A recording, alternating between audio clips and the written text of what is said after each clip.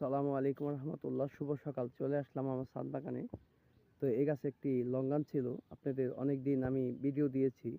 তো এই লঙ্গানটা আজকে পড়ে গেছে গাছ থেকে, দেখেন। তো এই জন্য একটা রিভিউ দিব যে এটার আঁশ কেমন বা মাংস কেমন, বিচি কতটুকু। আর এই এই পরীক্ষা করবে আমার ছেলে আব্দুর রহমান সালাবা। সালাম দাও বাবা, সালাম দাও।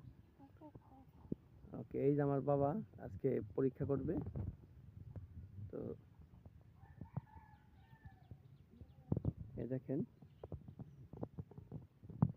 বিচি এই চোখলা অনেক পাতলা আর গোলাপের মতো সেন্ট।